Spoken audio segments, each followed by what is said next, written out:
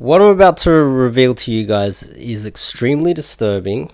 It is China claiming sovereignty or part sovereignty over Australia and justification for invading Australia. But before we get started, this is Australia's first and only channel focused solely on Australia's geopolitical situation in the world. So make sure you click the subscribe button and click the bell icon so don't miss out on anything. Now, I'm going to have to refer to the South China Sea so that you guys can see a pattern here.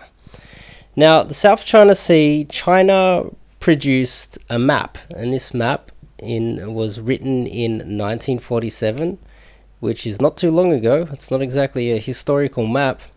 The point is, China produced evidence. No matter how flimsy, they said, we own the South China Sea. They warned everybody first.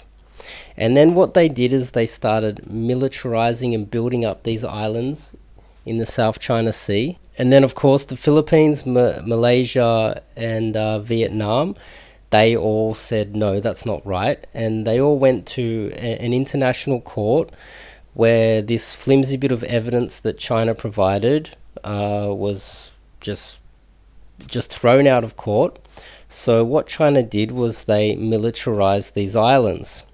And now they have hypersonic weapons on there. They have missiles. They have rocket launchers. They've got everything on these islands to... because China believes might is right. If they can use violence to take what they can, and they will use violence to take it. Now, the pattern here is they provide a little bit of evidence, then they go in and take it.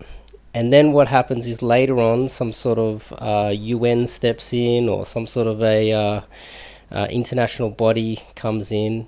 They rule against China because, of course, China has no reason to be expanding other than greed and malevolence.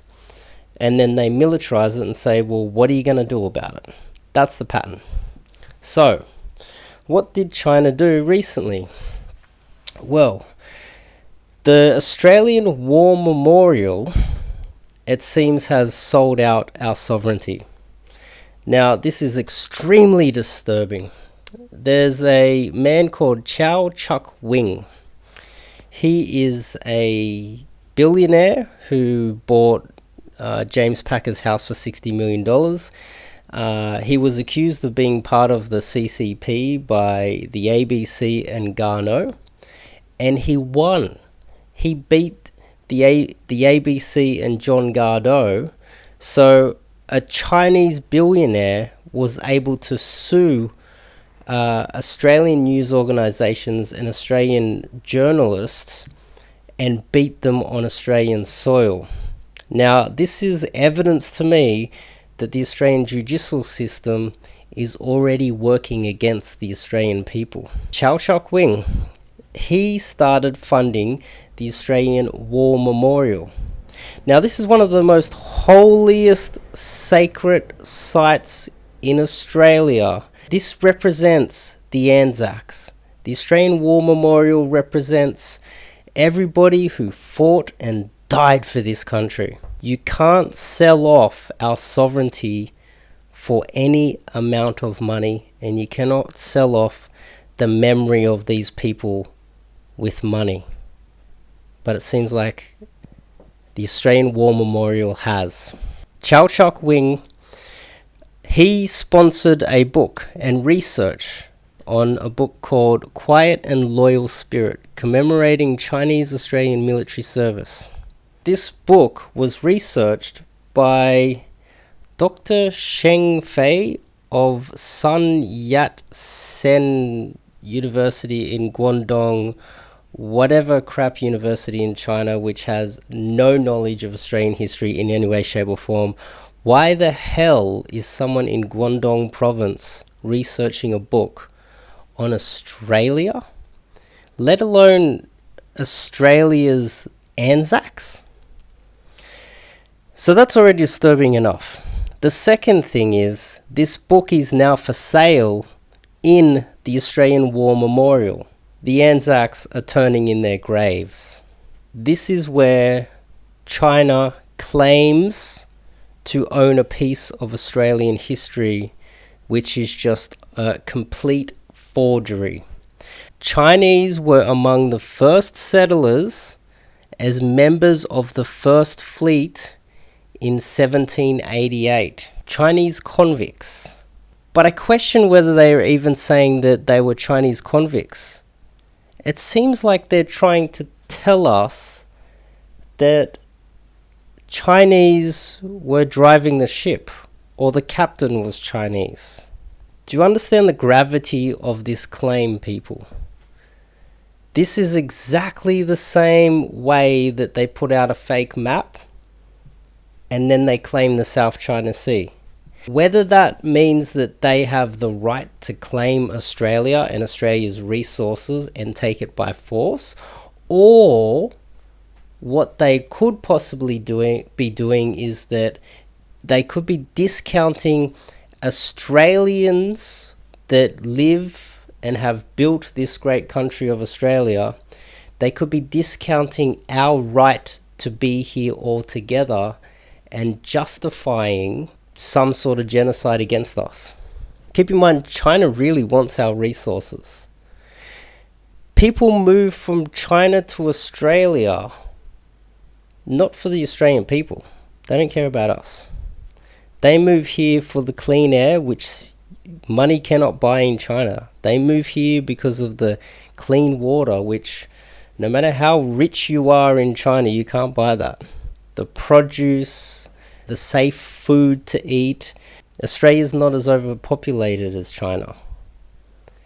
In fact, money can't buy what Chinese receive when they arrive in Australia. Money can't buy that. They want this land bad.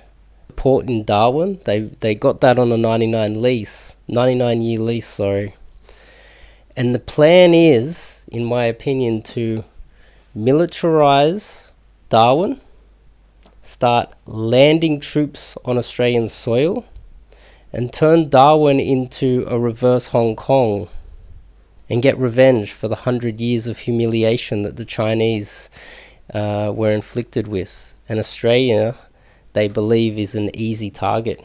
A second part of the book, they go on to mention that that China and Australia stood together against the anti-fascists, the Japanese.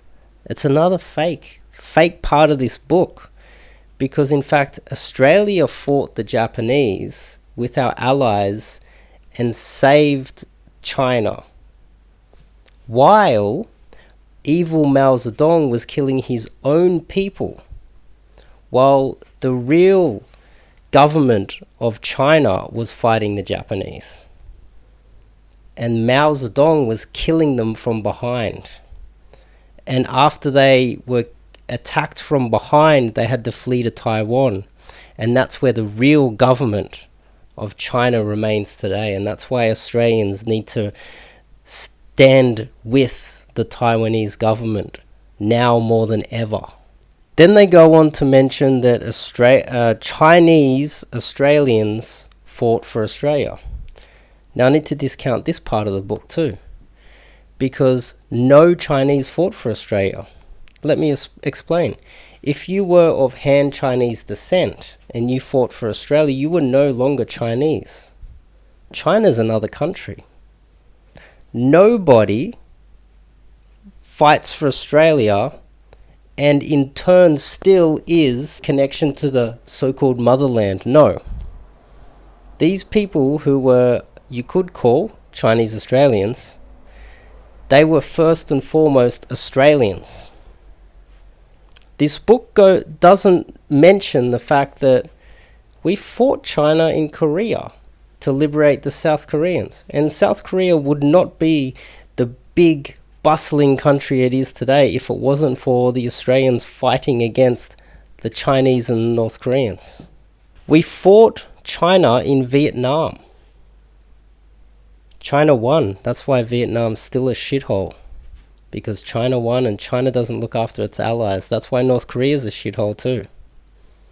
And if we allow China to take our sovereignty, Australia will become a shithole too.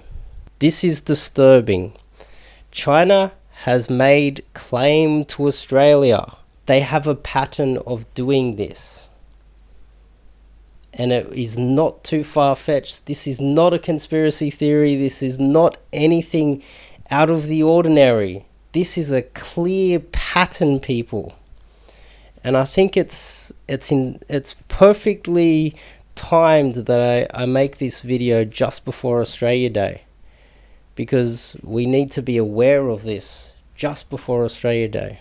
Now, what can you guys do about this? Well, here are the contact details for the Australian War Memorial. Feel free to send them a message and ask them, why are you promoting Chinese Communist Party garbage and insulting the memories of our Anzacs in one of the most holiest places in Australia? That's what you should do. You should email them, you should call them, you should go and knock on the door and say, who the hell do you think you are? We don't care how much money you've been paid off by this Chow Chuck Wing prick. Don't be accepting money from the CCP to try and change our goddamn history. My forefathers didn't fight in all these wars, so some prick comes and buys their memory. Secondly, what you can do is you can share this video with a friend, especially on Australia Day. If we can't call them out and they can sue us on our own soil, this is outrageous.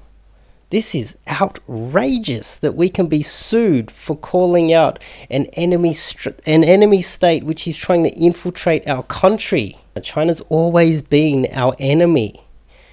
And then our Australian War Memorial sells out to them? I don't know what to say. I'm just lost for words.